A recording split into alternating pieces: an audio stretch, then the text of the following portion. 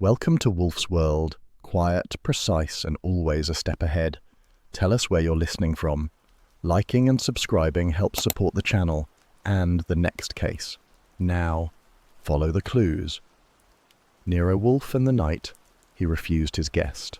The evening in the brownstone had reached that hour when the office fell quiet under its own weight. The lamps gave off a soft amber glow against the darkening panes, and the smell of polish still lingered on Wolfe's desk from my afternoon dusting. He sat planted in the yellow chair as if grown there, eyes half-lidded, one broad hand resting on the arm while the other cradled the glass of beer Fritz had chilled to perfection.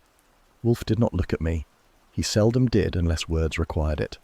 He regarded the beer, the room, and the condition of being alive with the same immovable attention. I was at my desk, a ledger open in front of me, though I had not written a line in 20 minutes. There is something about Wolfe's silence that infects a room. If you try to busy yourself, you end up measuring your every breath as though it might rattle him. That night was no different. The city outside hummed faintly through the drawn curtains.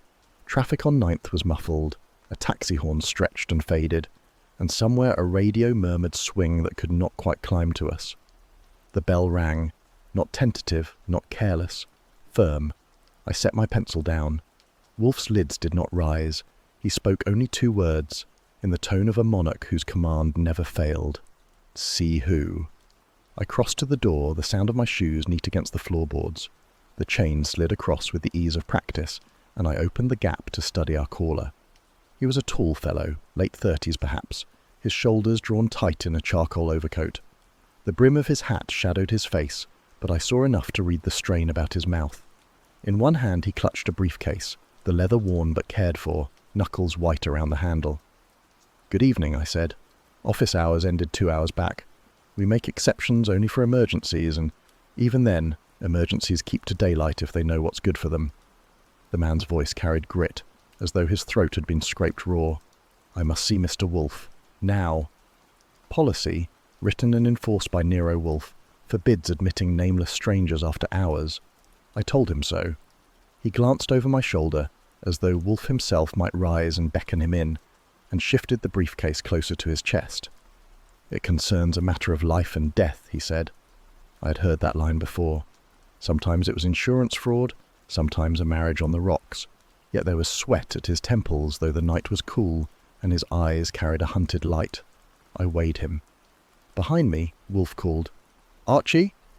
"Yes, sir." "Who is it?" I turned my head. "Doesn't say. Looks like he hasn't eaten dinner. And if I'm not mistaken, he's squeezing that briefcase as if it held his mother's jewels." The man pressed forward, the chain halting him. "Mr. Wolfe, I beg you. 5 minutes, just 5, please." Wolfe's voice came, unhurried, unmoved. "No." I raised a brow at him, though he could not see me. "You hear that?" I told our visitor. "The mountain has spoken." "Tell him I'll pay double," the man said quickly.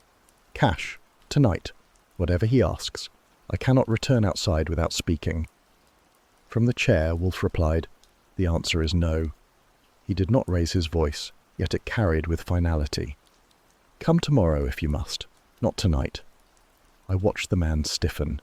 His jaw clenched. The briefcase strap creaked under his grip.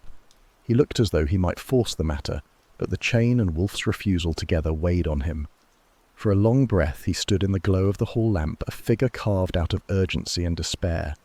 Then he pulled the hat lower over his brow, stepped back and turned. His shoes struck the stone of the stoop with clipped rhythm.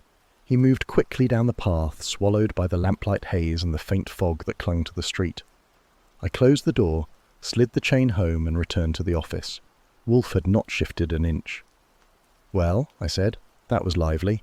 He didn't. Saul's voice came calm as stone, and 20 minutes later he walked into the office. He wore his flat cap low, suit as absent as ever, jacket rumpled. He looked like a man who might be paid to move boxes or haul crates, and that suited him perfectly. Wolfe acknowledged him with the faintest incline of his head. "Saul," Wolfe said, "a man named Victor Halsey knocked here last evening. He is now deceased. We must discover who he was and why he sought me. Archie will accompany you." Saul nodded once. He never asked unnecessary questions. Wolfe dismissed us with a flutter of his fingers. I collected my hat and we left the brownstone together. The city at midday bustled with its usual blend of horns, smoke, and impatience. Saul kept an even stride beside me, his eyes moving but never hurried. We knew our first stop, the firm that had employed Halsey, listed neatly in the paper's brief obituary. The place stood on Lower Broadway, a tall, narrow building whose lobby smelled of oil and old marble polish. The brass directory named it Brigham Import and Export, Suite 804. Upstairs, the reception clerk eyed us without affection. "Yes?" "Archie Goodwin, Nero Wolfe's office," I said, flashing my card. "This is Saul Panzer, associate. We're here about Victor Halsey." That got us past her frown. She led us down a corridor panelled in dark wood to a door with gilt lettering. Inside, the office carried the stale air of numbers, ledgers stacked, filing cabinets lined like soldiers, a faint odour of ink and erasers. Behind a broad desk sat a man in his 50s, hair silvered at the temples, suit pressed sharp. "Mr. Brigham," the clerk announced. "These men are inquiring about Mr. Halsey." Brigham rose part way, extended a hand stiffly. "I heard about Victor. Terrible business. Sit down, gentlemen. Tell me what you want." We sat. Saul lowered into a chair like a shadow, silent. I took the lead. "We understand Halsey worked for you as a bookkeeper." "For 15 years, Brigham said. "Reliable, diligent, the kind of man you wish you had a dozen of. This city breeds corner cutters, but Victor was straight." His lips pressed tight. "At least I thought so." "You doubt it now?" I asked. He drummed fingers on the desk. "The police came. They asked about company accounts. I told them everything balanced. Victor was honest, but lately—" He stopped. I leaned forward. "Lately what?" Brigham shifted in his seat. He seemed anxious, distracted. He asked for evenings off, said he had personal matters. I assumed it was domestic trouble. I never pried. Saul's voice cut in low and sure. "He carried documents." Brigham blinked. "How do you know?" Saul shrugged faintly. "Hotel staff said a briefcase went missing. You know what was inside?" Brigham hesitated, then shook his head. "I can't say.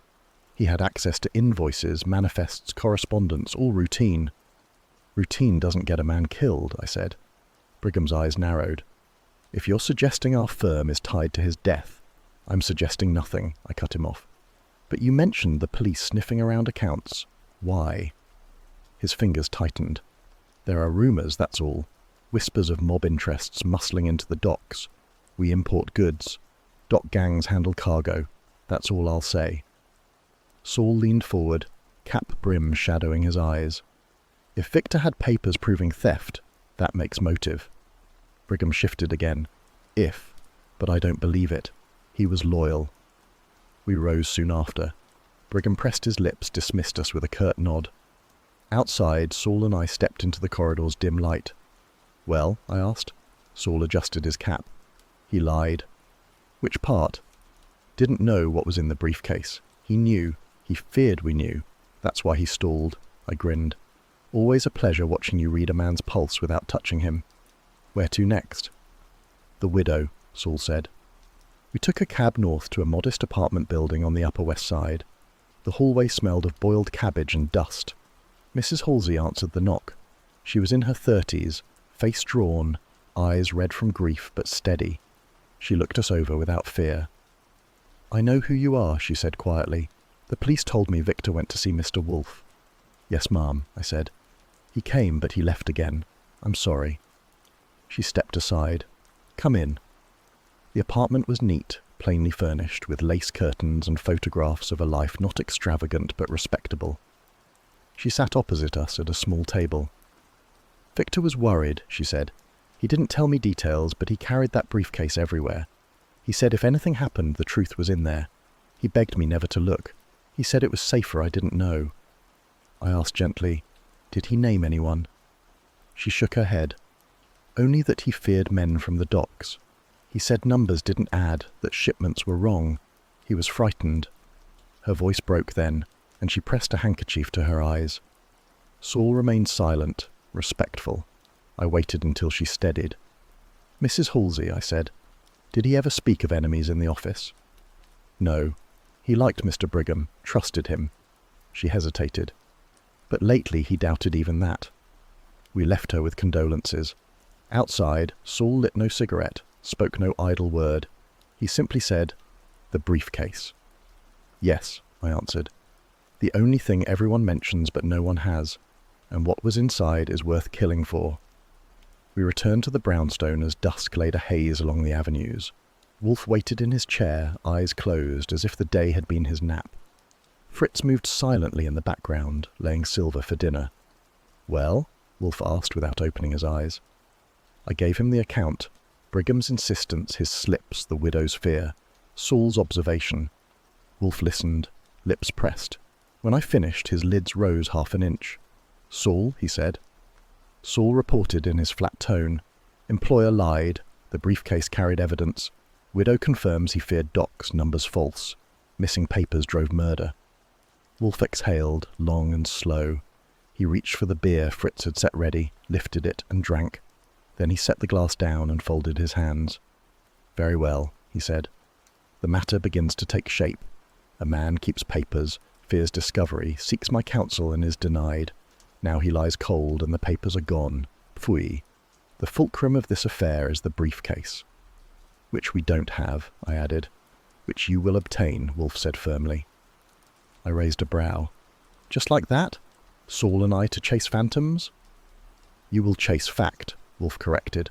"Find where Halsey went between office and hotel. Someone relieved him of that case. Find who, and you find motive. Do so with dispatch." Saul nodded. "Understood." I sighed, leaning against my desk. And here I thought today's excitement was only Kramer's cigar waving. "Kramer will return," Wolfe said, "with more noise. Let us be prepared with knowledge rather than excuses." The office fell quiet then. Wolfe closed his eyes again. Saul rose and Fritz announced dinner. But the silence bore weight.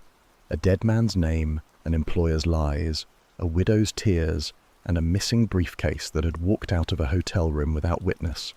The city would keep moving, taxis honking, ships docking, ledgers filling. But in this house the question now stood clear. What truth had Victor Halsey died carrying, and who feared its reveal enough to kill? Dinner in the brownstone had its laws, and Fritz followed them with the fidelity of a Swiss clock. At 8 o'clock sharp, the dining room was lit, the silver gleamed, and the first course arrived with the solemnity of ritual. That evening was no exception in form, though in spirit the air was thick enough to cut. Wolfe sat at the head, massive frame commanding the chair as if carved for him alone. I took my usual place to the right. Fritz moved with measured grace, setting down the plates. The first course was a consommé so clear it shone like amber glass. Fritz had garnished it with slivers of chive, each floating in orderly pattern. I took a spoonful and felt the warmth steady me. Wolfe lifted his own spoon, sipped and set it down with deliberate calm. His eyes did not flicker toward me, nor toward Fritz, who stood ready at the sideboard. We ate in silence longer than usual. The clink of silver and the faint rustle of napkins were the only sounds. I let mine stretch, then said, "I'll give you credit. When you refuse a client, you don't half do it. Halsey knocked, you said no, and now he's dead. That kind of timing could win prizes." Wolfe's eyes narrowed. "Archie." "Yes, sir." "Your levity is misplaced." "Maybe, but the police don't laugh when they smell motive, and Kramer smelled it strong enough to barge in this morning. Now we have Brigham lying through his teeth, a widow whispering about threats, and a briefcase that walked off like it had legs of its own. If you're not calling that peril, I'd like your dictionary." Wolfe dabbed his lips with a napkin. "I call it a tangle of facts without foundation. Halsey's death is a crime, yes. That he sought me before it, unfortunate. But peril, that remains to be proved." Fritz cleared our bowls with a smooth sweep, then returned with the second course. Sole, delicately poached, laid on porcelain, with a sauce pale as ivory. He set Wolfe's plate with deference, then mine. Wolfe regarded the dish a moment, then lifted his fork. I took a bite, let the flavour linger, then said, "If a man begs you for help, clutches a briefcase like a lifeline, and turns up dead hours later, I'd say peril is proved enough for the undertaker. Maybe not to your standard, but the fellow's beyond caring about standards now." Wolfe's fork paused mid-air. "Archie, you presume too much. A man's anxiety may stem from many causes, marital, financial, personal. That he died proves only that death awaits us all. It does not prove the reason. Maybe, I said. But Brigham knew more than he let on, and Saul smelled it clear. The widow saw her husband shake in his boots. Numbers off the books, docs with mob ties, and a missing case. If that isn't peril, it's at least the shadow of it. Fritz returned to fill glasses with a white burgundy, chilled to perfection. He retreated without sound. Wolfe lifted his glass, sipped, and set it down again. His eyes closed briefly, savouring the taste, then opened. "Archie," he said, "I do not deny that the matter bears inquiry, but I will not be goaded into a premature lunge. Facts must be secured, tested, and arranged. At present we hold fragments." "Fragments get men killed," I muttered. He frowned. "Enough." We finished the fish in silence. Fritz cleared and brought the third course, roast duckling with orange, skin crisp and gleaming. The scent filled the room, rich and precise. He carved at the sideboard, presented Wolfe with a portion, then served mine. Wolfe's eyes lingered on the plate as though flavour alone might distract him from the world's troubles. As I cut into the duck, I watched him. He appeared absorbed, but I knew better. The more he pretended indifference, the more his mind gnawed the problem beneath. "You're thinking about the briefcase, I said. He did not glance up. "Naturally." And, he said, chewing, "it contained something that frightened Mr. Halsey. That much is evident. Whether it frightened anyone else sufficiently to kill him, uncertain. But the coincidence is odious. Therefore we must assume a connection." "That's progress," I said. "Hardly," Wolfe replied. "It is assumption, not conclusion." Fritz returned to refresh wine, his movements steady, never intruding. Wolfe accepted a refill with a nod. I leaned back. "So we sit, we eat, and we wait. Meanwhile, whoever took that case could be burning the papers in some basement stove." "Archie," Wolfe said sternly, "patience is a discipline you have yet to master. Rash pursuit yields nothing but exhaustion. The thief, if there is one, will betray himself. We must be positioned to catch him when he does." "Positioned," I repeated, "meaning you in this chair, me pounding pavement." "Precisely," he said. Fritz cleared plates, leaving the table bare for a moment before bringing the salad, hearts of lettuce crisp, dressed with walnut oil. Wolfe forked leaves with evident satisfaction, as though the world's woes dissolved in vinaigrette. I stabbed at mine. "Suppose Kramer comes back tomorrow breathing fire. Suppose he drags you down to the precinct. Do you wait then?" "Inspector Kramer," Wolfe said, "may fulminate until apoplexy claims him. He cannot compel what does not exist. I hold no evidence but observation, which I have already imparted. If he persists, you will manage him." "Thanks for the promotion," I said. "Managing Kramer is like teaching a rhinoceros to dance." "Then find the rhythm that suits him," Wolfe said. We finished the salad. Fritz brought the cheese, a selection of French wedges on a silver tray, their aromas rising like a debate of their own. Wolfe selected a camembert, cut with precision, and savoured it. I let my fork idle. "You're too calm. Beneath it I can see the gears turning. You don't ignore coincidences. You stack them, weigh them, and wait until the scale tips. But right now, the balance is already heavy." Wolfe chewed, swallowed, and regarded me. "You presume to read my thoughts?" "Only because I've watched you long enough," I said. "When you pay more attention to salad than conversation, you're working. When you let me rattle without cutting me short, you're listening. And when you dismiss peril as coincidence, it's because you're already hunting the cause in your head." Wolfe's lips twitched, almost a smile, but not quite. "Impertinent," he said. "True," I agreed. Fritz returned for the final course, a delicate apple tart, pastry golden, fruit glazed. He set slices before us with quiet pride. Wolfe inhaled the aroma, then cut into it, each bite deliberate. We ate in near silence. I watched him, his face placid, but I knew better. He was filing facts like cards in a cabinet, arranging Halsey, Brigham, the widow, Saul's observations, the missing case. He would not admit it, not yet, but his mind had already accepted the hunt. At last, as Fritz poured coffee, Wolfe spoke. "Archie." "Yes?" Halsey came to me because he believed I could shield him. That belief, however mistaken, implies his peril was real. Therefore, though I refused him, the responsibility of knowledge rests here. I set my cup down. Meaning? Meaning, Wolfe said slowly. We shall proceed, but not by haste. The orchids tomorrow will receive their due, as always. Afterward we will inquire further. You will see that arrangements are made. I leaned back, folded arms. At last, the mountain moves. Phooey, Wolfe said, but his tone lacked sting. He sipped his coffee, eyes narrowing in thought. Dinner ended, Fritz clearing with the precision of a general marshalling troops. Wolfe rose, slower than most men half his size, and declared his retreat to the orchids.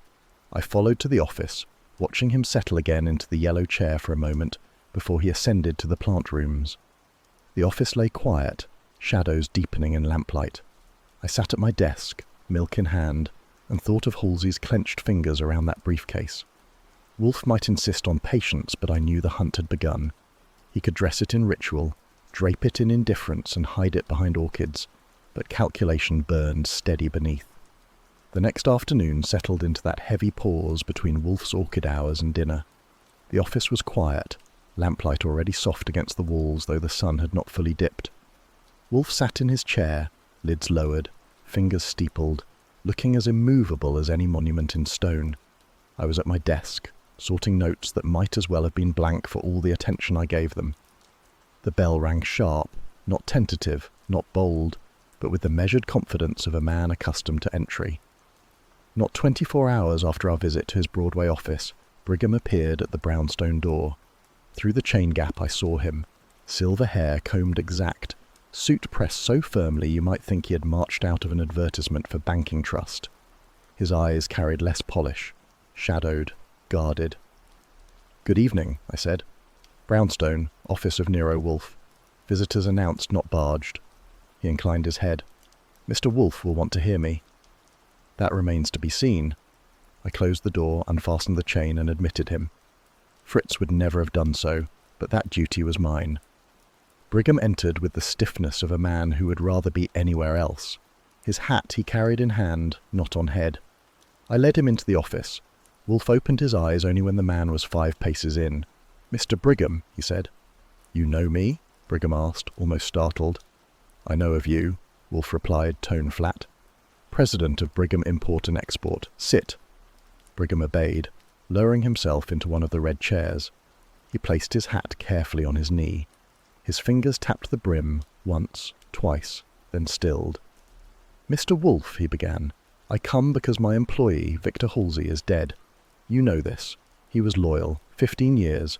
I cannot accept the police insinuation that he was stealing from me. I believe he was framed, and if he came to you, it was because he trusted your reputation for untangling such webs." Wolfe said nothing. His eyes closed again, fingers still steepled.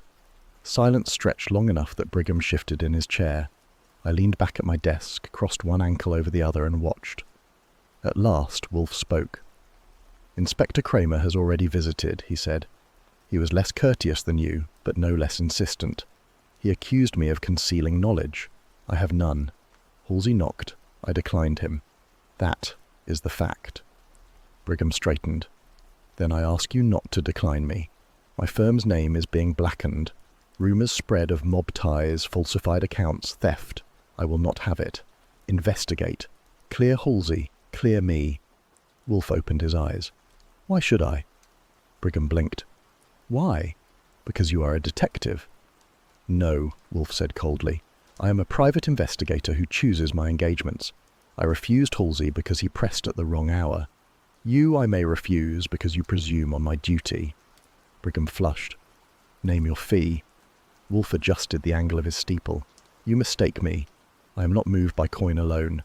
I am moved by my own judgment. Your supplication may persuade, but not compel." "Very well," Brigham said stiffly. "I persuade then. Halsey was a good man. He worried, yes, but he never stole.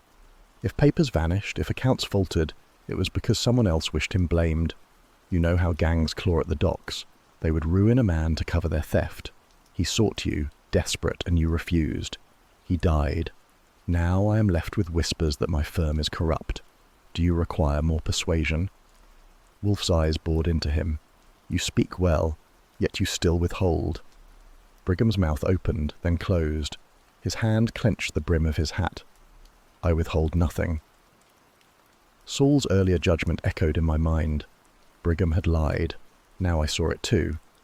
Archie, Wolfe said suddenly. Yes, sir. Did Mr. Brigham confess that Halsey carried documents from his office? I kept my tone even. Not directly. He skirted the matter, suggested access only. Brigham turned to me sharply. He had access, yes, but I don't know what he carried. Wolfe rumbled low. Lies offend me, Mr. Brigham. You know. The briefcase contained more than trifles. You know. Brigham swallowed. His eyes shifted. Then, in a softer voice, perhaps. There were invoices, manifests. They revealed discrepancies. I suspected theft, but not by Halsey. He feared them, yet would not show me. He said he would keep them safe. Safe, Wolfe repeated. And now they are missing. Do you ask me to believe you never pressed him for details? I trusted him, Brigham said bitterly. Perhaps foolishly. Now I am accused of being the thief myself. Wolfe leaned back, closed his eyes again. So, you asked me to defend your reputation? Yes, Brigham said. Very well, Wolfe murmured. I shall consider it. I leaned forward. Consider? We already know the man's dead, the paper's gone, and the police breathing down our necks. What's to consider? Archie, Wolfe said firmly. Silence. I subsided, though not happily. Wolfe opened his eyes again and fixed Brigham. If I act, it will be on my terms. My fee is $25,000, retainer of 10 in advance. Archie will procure further facts to ground our inquiry. Only then shall I proceed. Brigham's mouth fell open. 25? He cut himself short. His hand trembled slightly on the hat. You ask much. I ask what the matter is worth, Wolfe said. Your firm's name, your own standing, they cannot be purchased at discount. Brigham drew a breath, released it slowly. Very well, I will pay, but I require results. You will receive what the facts permit, Wolfe said coldly. Brigham rose, stiff again. He placed the hat on his head. I shall send the retainer tomorrow. Good evening. I escorted him to the door. He walked with the gait of a man stepping through fog, every line of his body heavy with strain. I closed the door, returned to the office. Wolfe had not moved. His eyes were shut, fingers steepled once more.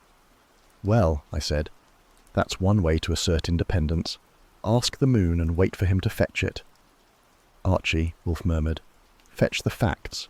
Money is nothing. Truth is everything. I grinned. All right, but don't complain when the truth stinks worse than Kramer's cigar. Pfui, Wolfe said, and with that he closed his eyes again, already retreating into thought while the city outside carried its secrets into night. 2 days later, at her own request, I went back to Mrs. Halsey's brownstone. The greyness of that afternoon matched her mood, but this time she had more than grief in her hands. A calendar page torn from Victor's desk, marked with dates and initials she had not dared show the police. She spoke sharper now, anger layered over sorrow. Brigham's name appeared, along with a shipment note scrawled in Victor's hand. It wasn't new grief I found in her sitting room, but new evidence. When I left, the mist along Broadway carried more weight than before, not just mourning, but direction. Inside, as the cab rattled back toward West 35th, I thought of her words. Blame, regret, a briefcase gone. Wolfe would sit in his chair, steeple fingers, and call it coincidence or assumption, but I had felt her reproach strike like a hand across the face, and for once I had no retort. The Brownstones' office had that late-day stillness, the lamps already lit, though the windows still held a trace of light. Wolfe occupied the yellow chair, head tilted back, lids heavy, while Fritz moved quietly in the dining room beyond, the faint clink of silver carrying through. I'd just finished setting down a note when Saul Panzer arrived, as silent in entry as a shadow-given shoes. He removed his cap, held it in his lap, and settled into a red chair without waiting to be asked. I traced him, Saul said simply. Wolfe's eyes opened a fraction. Report.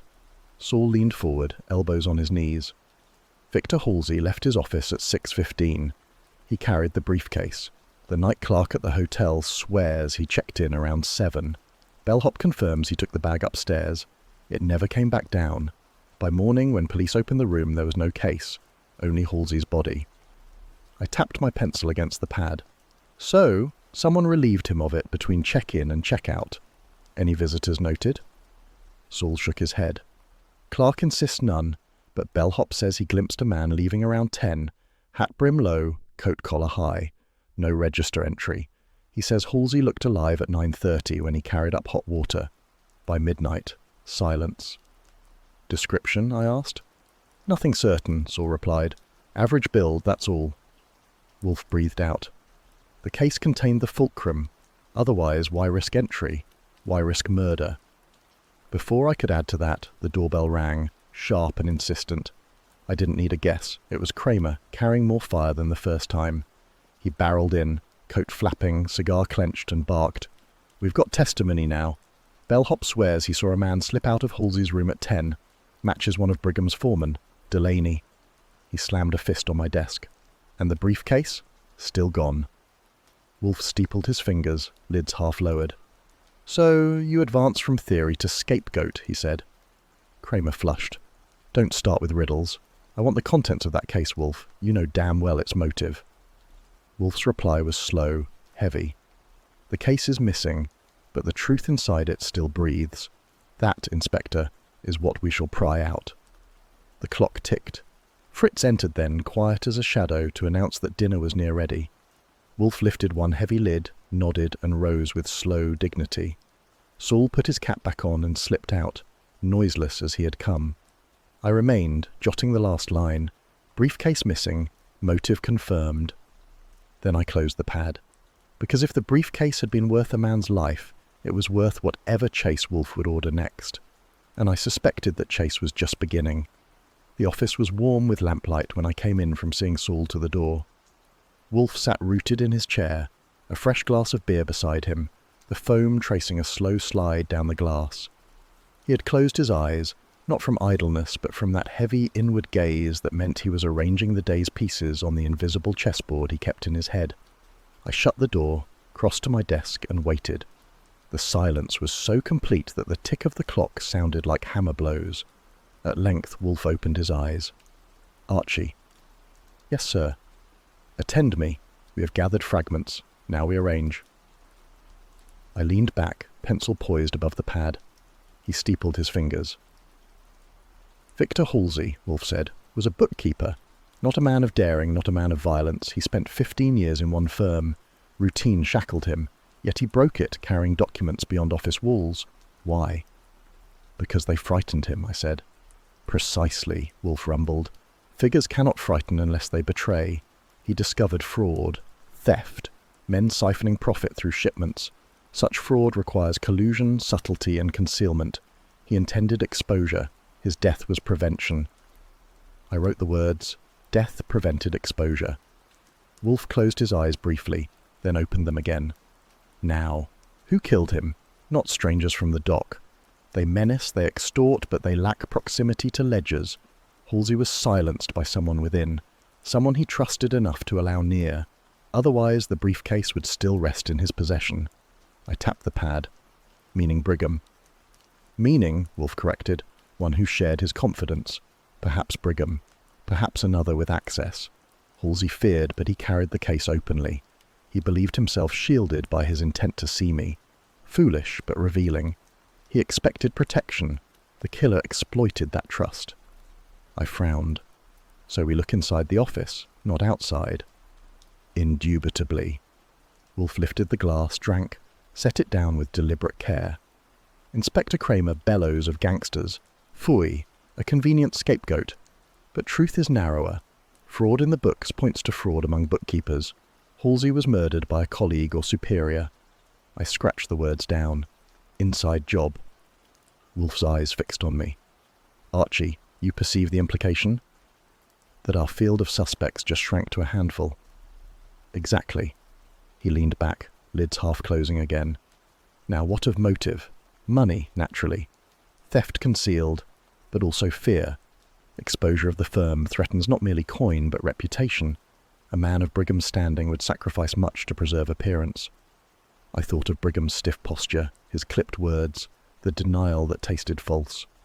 He's sweating under the collar, I said. Perhaps, but we cannot assume too soon. There may be partners, subordinates. Halsey's anxiety showed he doubted even those he once trusted. We must discover who profited most from the falsified invoices. The room fell still again. Wolfe's fingers pressed together, eyes closed. He sat like that for a long minute while the city's hum seeped through the windows. I waited, patient because I had no choice. At last he said, "Archie, tomorrow you will revisit the firm, not with questions, those breed lies, with observation. Note who trembles, who protests too loudly, who seeks to guide your inquiry elsewhere. Saul will continue at the docks. Between you, the pattern will sharpen." I jotted it down. And Kramer? Kramer, Wolfe said dryly, will storm back demanding miracles. You will placate him. I will ignore him. When facts suffice, we shall instruct him. I grinned. He loves that. Wolfe's lips curved faintly. He detests it, but he obeys, because he must. The clock struck 9. Wolfe sighed, lifted the beer and drank again, half the glass gone. He wiped his mouth with precision. "The briefcase," he said softly, "is gone but not lost. Its absence illuminates. It contained the fraud. Whoever holds it holds guilt. We shall find him." I closed my pad. "You're already circling suspects." He did not deny it. His eyes closed once more, and he sank into silence. But I knew. The great wheels had begun to turn. Halsey's death was no longer coincidence in Wolfe's mind. It was deduction, sharpened, pointed, and someone inside that firm would soon feel the weight of it. The telephone rang just as I was finishing a note on Saul's last report. Wolfe, who was in his chair with beer in hand, did not stir. I crossed, lifted the receiver, and heard the sharp tones of Inspector Kramer before I spoke a word. "Goodwin," he snapped. "Another body. A junior partner from Brigham's firm. Found in his apartment. Gas jet open. Window shut. Suicide note on the desk. Only it stinks to heaven. Get Wolfe ready. I'm coming." He hung up before I could answer. I set the receiver down slowly, turned. Wolfe was watching me, his eyes half-lidded. "Well?" he asked. "Another death," I said. "One of Brigham's partners. Kramer calls it a suicide staged badly." Wolfe's lips compressed. "Clumsy," he muttered, then drank the rest of his beer. He set the glass aside with care. "They move too fast." "That's one way to keep accounts clean," I said. "Erase the men who might talk." Wolfe closed his eyes. "Archie, they reveal themselves. Impatience betrays." Before I could reply, the bell rang. I went to the door and, after the ritual with the chain, admitted Kramer. He stormed in, coat unbuttoned, cigar clamped tight between his teeth. His face was red with fury in the cold air outside. "2 in 2 days, he growled, throwing his hat at my desk. "Don't tell me it's coincidence, Wolfe. First Halsey, now Porter, the junior partner. Note on the desk says he couldn't live with guilt. Guilt, my eye. He was shoved." Wolfe did not move from his chair.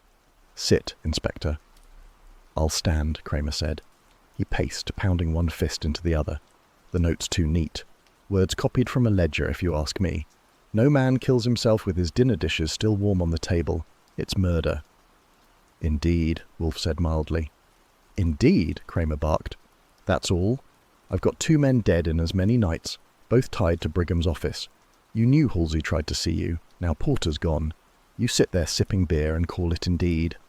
Wolfe's eyes closed again. "Clumsy," he repeated. Kramer spun.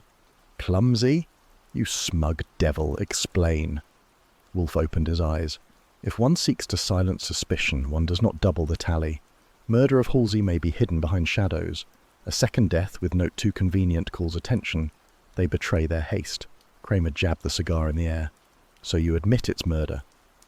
"I admit," Wolfe said, "that your nose has caught the right scent, however ungracefully. Someone feared disclosure, killed Halsey, then panicked when Porter neared truth. The staging of suicide is inept." Kramer barked a laugh without humour. "Finally. Now tell me who." "That, Inspector, requires patience," Wolfe said. I put in, "You've got a firm with crooked books, 1 bookkeeper dead, 1 partner silenced, and a briefcase still on walkabout. That narrows it, but not enough." Kramer glared at me, then back at Wolfe. "Patience. The press is already baying. I need names. Wolfe steepled his fingers. You will obtain them, but not by flailing. Archie will continue inquiry, Saul as well. You will wait. I don't wait, Kramer snapped. You will, because you must, Wolfe said calmly. The silence that followed was thick. Kramer's breath came loud, Wolfe's silence heavier still. Finally Kramer snatched his hat from my desk, jammed it onto his head and growled, One day, Wolfe. One day you'll sit too still, and I'll pin you. He stomped out, the door rattling behind him. I turned back. Wolfe had closed his eyes again, lips pressed. Fritz entered quietly to collect the empty glass. Wolfe murmured, Bring another. Yes, sir, Fritz said softly, and vanished. I leaned against my desk, arms crossed. 2 dead, both tied to Brigham. Kramer's right about one thing. Whoever's behind this is trying to clean house. Only they're sweeping too fast. Wolfe exhaled, lids lifting a fraction. They are fools. Each corpse shouts louder than any ledger. Soon the noise will crush them. Unless we crush them first, I said. That is the objective, Wolfe answered. He closed his eyes once more. Archie, tomorrow you will press Brigham again. Ask of Porter, observe him, he will falter. I made a note. And you? The orchids, he said simply. I shook my head. Another man dead, and you tend blossoms. His eyes opened fully now, sharp as blades. Do not mistake ritual for neglect. The orchids give me clarity.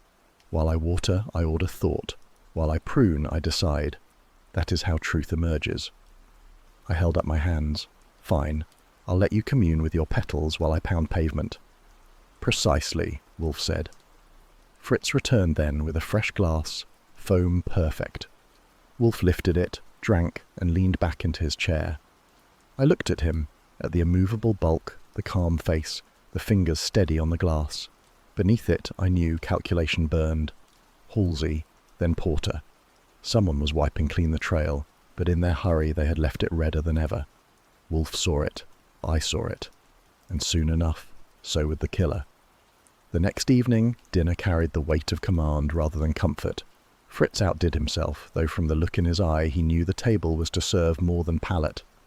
The dining room glowed with lamplight reflected off silver and porcelain. Wolfe sat enthroned at the head, napkin tucked precisely, posture upright. I took my place at his right, and Saul Panzer, summoned without ceremony, sat opposite. Fritz moved with quiet precision, presenting the first course.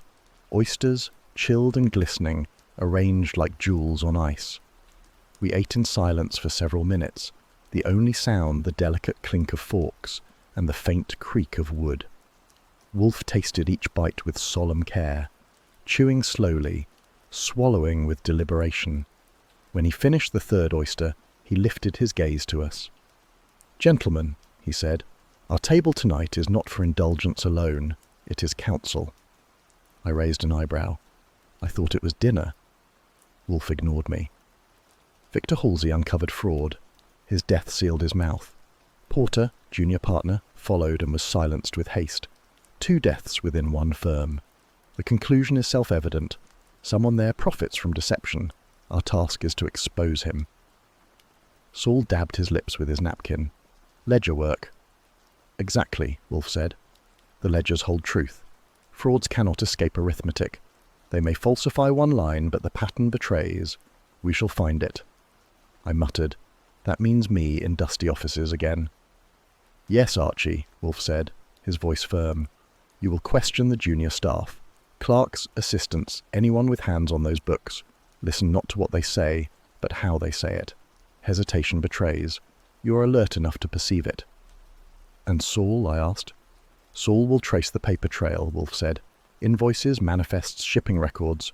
Follow them from dock to desk. Compare them. You will find discrepancy.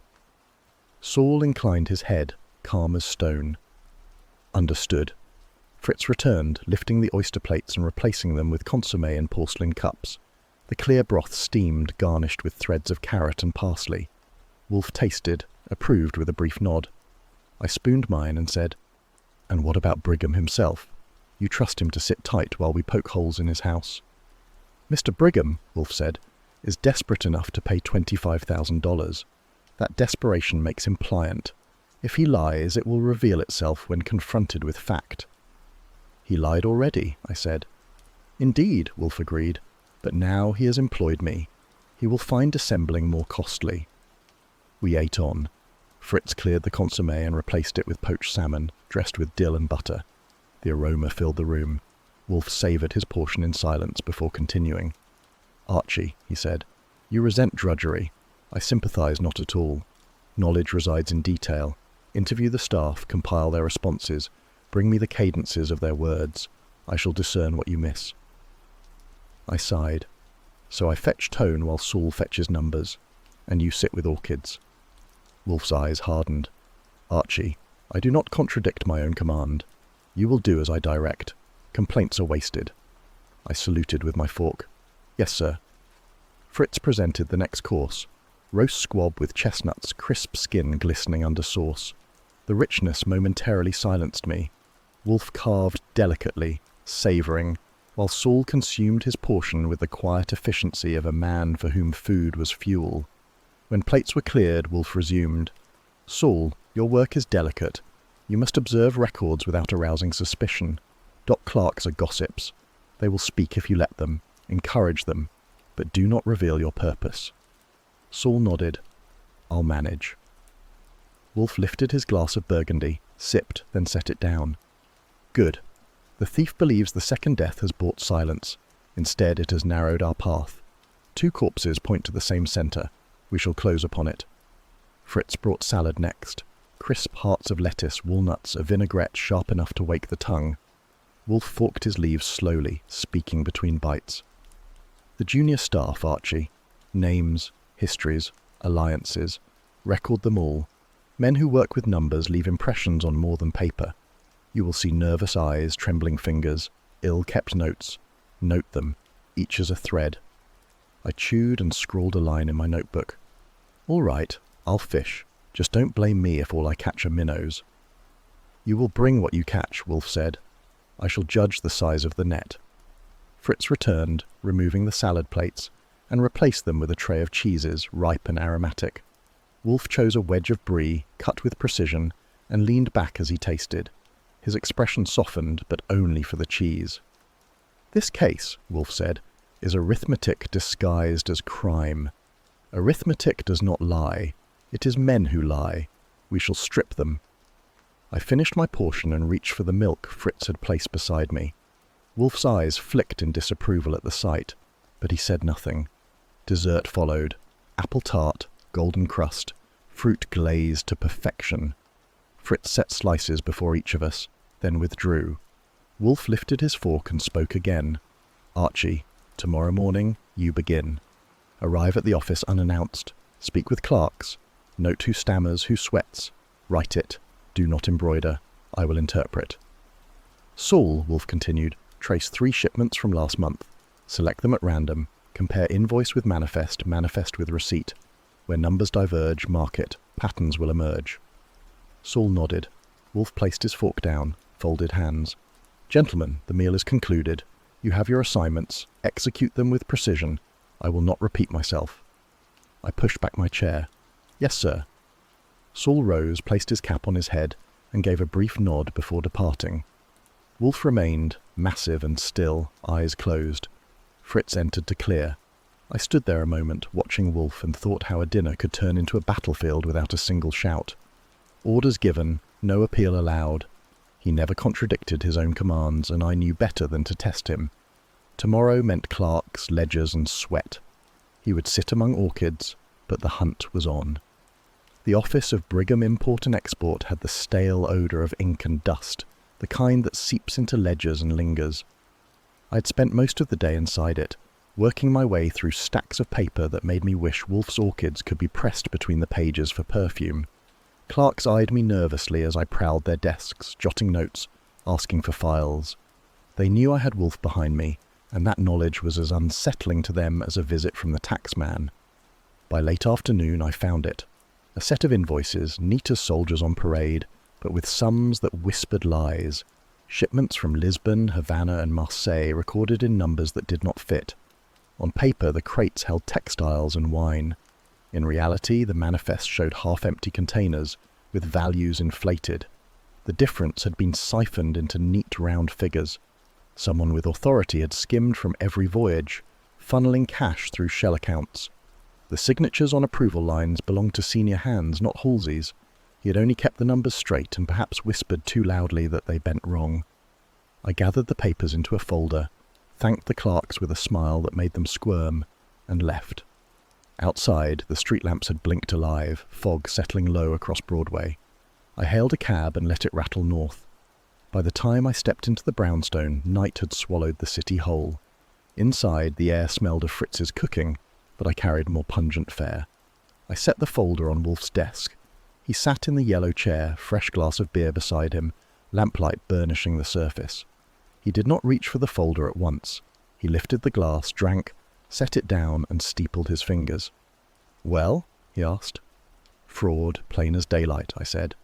"Invoices doctored, shipments from abroad, values cooked, crates half full but charged as brimming, money shaved off, redirected, neat as you please.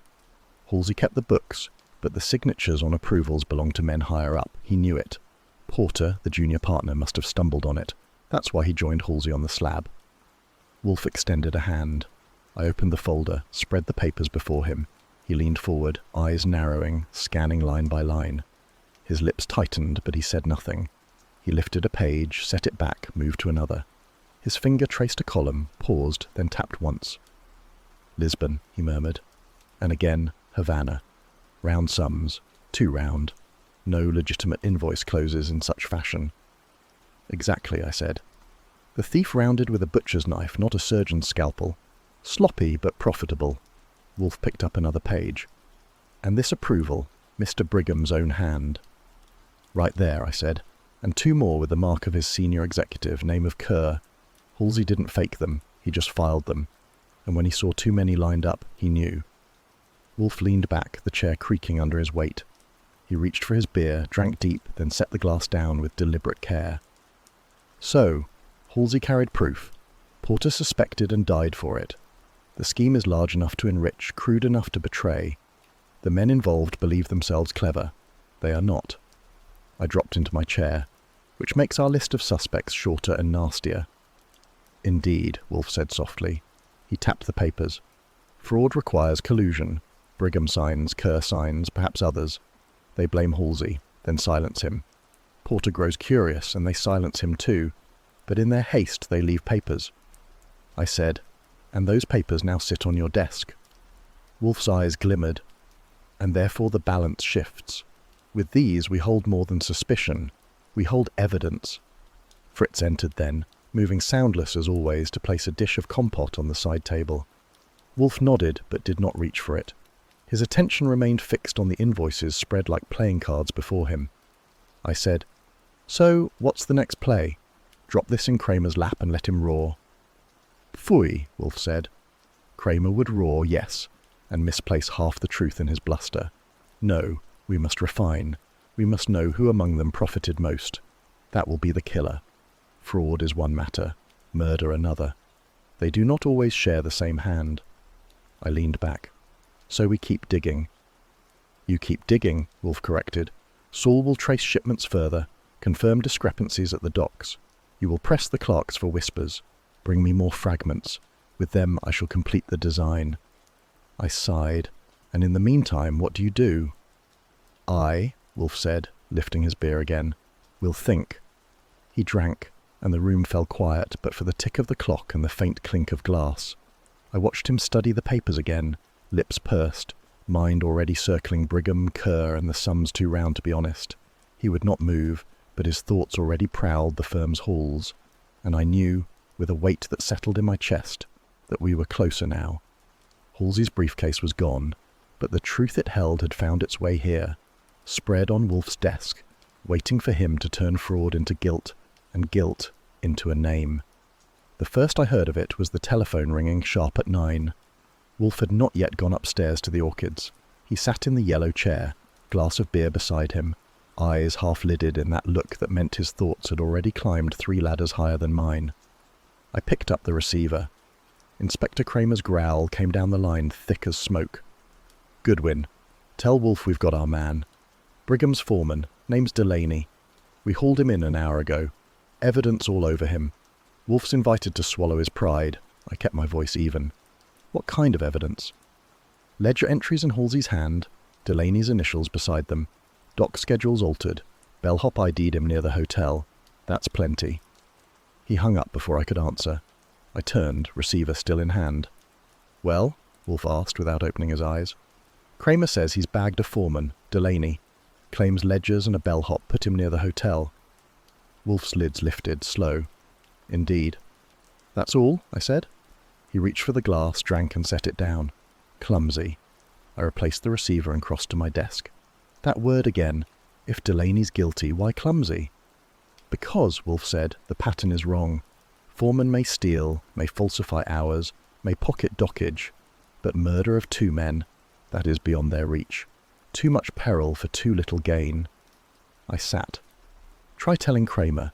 He thinks initials and a bellhop make a case. He is impatient, Wolfe said. Impatience is dangerous. I had no more time to argue because the bell rang. I went to the door, slid the chain and found Kramer himself.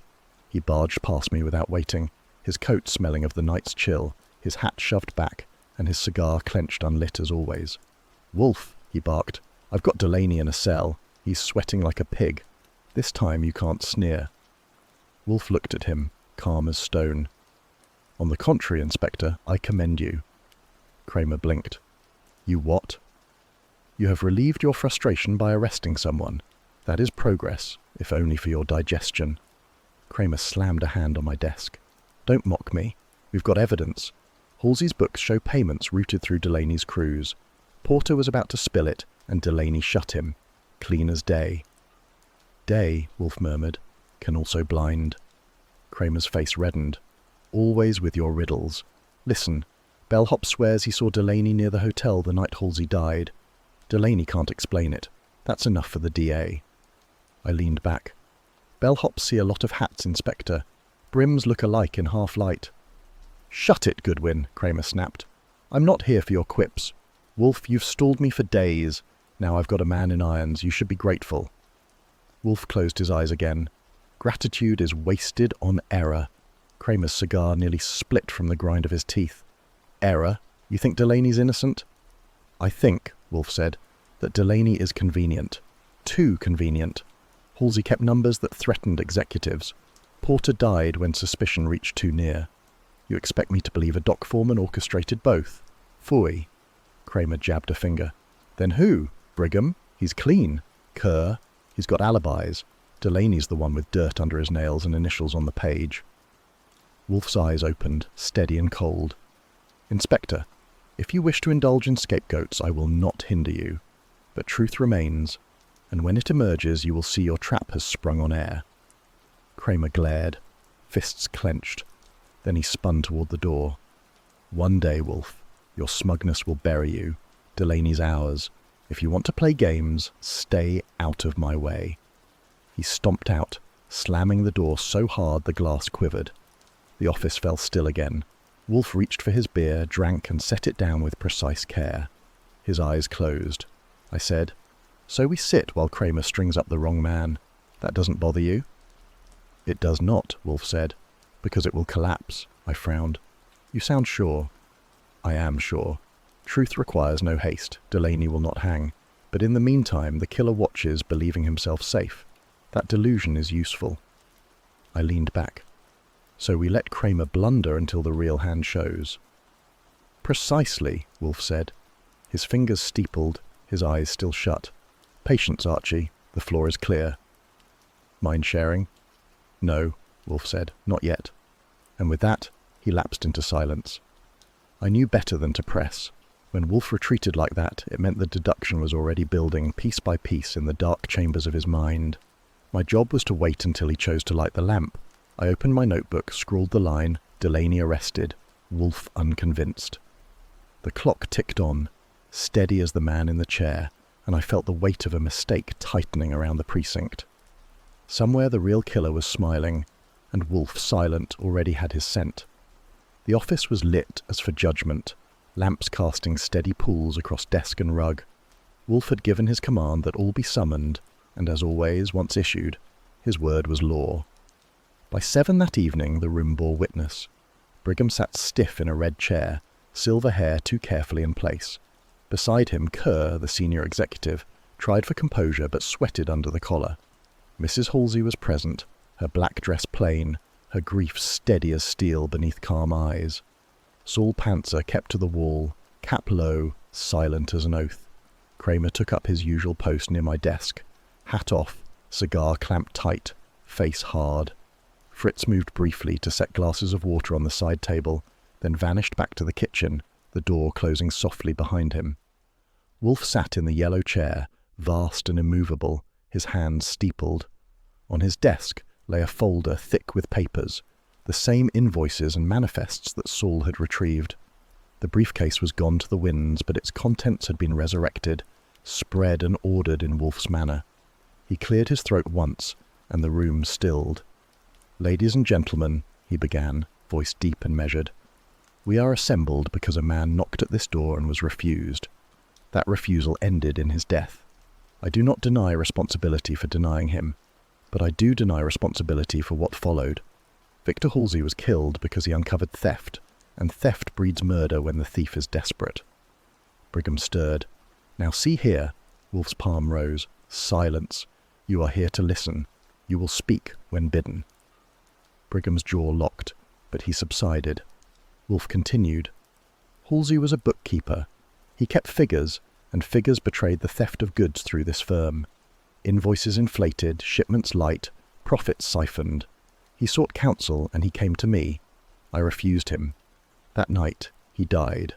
Later, a junior partner named Porter grew suspicious, and he died also. 2 deaths, both tied to the same fraud. That is no coincidence." Kramer barked. "We've got Delaney."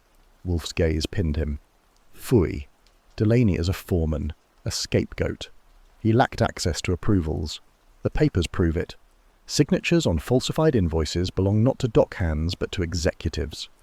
He opened the folder, lifted a sheet and held it in thick fingers. "Lisbon shipment, March 10th. Declared value doubled, actual cargo halved. Signature, Mr. Brigham." Brigham flushed scarlet. "I signed what was placed before me." Wolfe's voice thundered. "Do not insult me. You profited. And when Halsey saw too much, you feared exposure. You silenced him. Porter strayed near, and you silenced him as well. 2 corpses scream your guilt." Mrs. Halsey rose half from her chair, eyes blazing. "You murdered him!" Brigham shot to his feet. "This is outrageous. Fabrications." "Sit down," Wolfe said, calm again, but iron beneath. Brigham sank back, trembling. Kramer stepped forward, eyes on the paper. "You're telling me Brigham himself—" "I am telling you," Wolfe said, "that the fraud is his, and fraud explains murder when silence must be bought." Kerr suddenly spoke, voice tight. "It wasn't Brigham." All eyes turned. Wolfe arched a brow. "Indeed, Mr. Kerr. Then whose hand is this?" Kerr's face slicked with sweat. He ordered me. I signed, yes, but under instruction. I thought it was business. I didn't know Halsey." Wolfe's tone cut like steel. "You knew enough. You signed false accounts. You feared discovery. Which of you struck Halsey, I shall leave to confession, but both of you reaped the profit." Mrs. Halsey's voice trembled but did not break. "My husband begged you," she said to Brigham. "He said numbers were wrong. You killed him for telling truth." Brigham lurched forward. "He would have ruined us all. He stopped, choking on the words, then buried his face in his hands. Wolfe leaned back, fingers steepled once more. "There, Inspector. Your trap on Delaney collapses. The real culprits sit before you. Arrest them." Kramer's jaw worked. He stepped to Brigham, clamped a heavy hand on his shoulder. "You're under arrest for murder. Kerr, you too. Don't speak, either of you. You'll have your turn downtown." Saul shifted against the wall, silent, watchful. Brigham sagged in the chair, shoulders caved. Kerr buried his face in his handkerchief, muttering broken denials. Kramer signalled, and the men were taken, though none but Archie and Saul would have noticed the tiny nod Wolfe gave Kramer, a recognition that the game, this time, had closed as it must. Wolfe exhaled, slow and deep, and reached for his beer. He drank, set the glass down, and closed the folder. "Madam," he said to Mrs. Halsey, You have your truth. It will not ease grief, but it is what your husband sought. She rose, tears bright, and inclined her head. Thank you, she whispered, and left the room with quiet dignity. Saul slipped away behind her, noiseless. Kramer jammed his hat back on, growling, You always have to make me look a fool. Wolfe's eyes closed. You make yourself a fool, Inspector. I simply illuminate it. Kramer swore under his breath, then marched out, dragging the evening with him. The office quieted once more. Wolfe leaned back, steepled his fingers again. The case was ended, but the memory of refusal remained, heavy as stone. The Brownstones' office felt heavier once the crowd dispersed. The air carried the echo of raised voices, the rustle of papers, the dull stamp of Kramer's shoes when he left with his prisoners. Silence replaced it, layered with the faint tick of the clock and the muted hum of the city beyond. Wolfe sat in his yellow chair, his shoulders slumped deeper than usual, as though the immense frame had surrendered a fraction of its command. On the desk lay the folder of invoices, closed now, no longer splayed like evidence in court. I leaned back in my own chair, glass of milk in hand, and studied him. Kramer's grudging salute still lingered in memory. The inspector had muttered that Wolfe had been right, again, and that he would see Brigham booked. He had said it with as much joy as a man swallowing glass, but he had said it. Kerr would follow, his denials crumbling under the weight of signatures. Justice, such as it marched in this city, was already tramping down the hall of the precinct. Yet here Wolfe sat, not triumphant but weary, as though the conclusion carried less victory than burden. He spoke at last, voice low, deliberate. Archie. Yes, sir. Regard me. Do you think me absolved? I took a swallow of milk, set the glass down. Absolved of what? His gaze lowered to the desk. Of refusing a man at my door, of sending him away. He came with peril at his heels, and I sent him to death. I shifted in my chair. You didn't kill him. Brigham did. Kerr helped. You just turned him away. That's not the same. Wolfe's lips pressed thin. It is not the same, but it is not nothing. I refused him because it was late, because I had dined and sought my peace, and now he is in the ground. My duty began when he sought me. I spurned it. I leaned forward. Your duty began when truth demanded action, and when it did, you acted. You chased, you exposed, you put Brigham in Kramer's hands. You didn't refuse that. His eyes closed a moment, lids heavy. That distinction comforts you. It does not comfort me. Fritz entered then, soft as ever, to collect the empty glasses. Wolfe waved him away with a flick of his fingers. Fritz inclined his head and vanished again, leaving only the faint scent of polished silver behind. I said, Look, Halsey's widow wanted truth. She has it. That's more than most get. He's avenged, the scheme's broken, and Brigham's finished. If guilt hangs on you, it's the kind that sharpens, not destroys. Wolfe exhaled, a sound deep as a sigh from the stone. Perhaps. Yet guilt, Archie, is like yeast. It inflates beyond its measure. I refused my guest. That will remain. I rose, paced to the window, looked out at the faint fog curling under lamplight. The city moved on, taxis rattling, horns faint. 2 men dead, 1 widow left to mourn, and Wolfe here wrestling with his conscience. I turned back. You can't change what's done. You can only do what you did, bring truth to light, and maybe pour another beer. That coaxed a twitch at his mouth, not quite a smile. He gestured toward the side table. Fetch it. I did, poured fresh from the bottle Fritz had left, and set the chilled glass before him. He lifted it, drank deeply, and set it down with care. Archie, he said, you are flippant but not wrong. Truth demanded, and I did not refuse. Still, the memory of my refusal abides. I sat again, took up my glass of milk. Fine, remember it, but don't forget the other side. Once you moved, you didn't stop until Brigham was caught. That's the Wolfe I work for. He closed his eyes once more, as though weighing the words.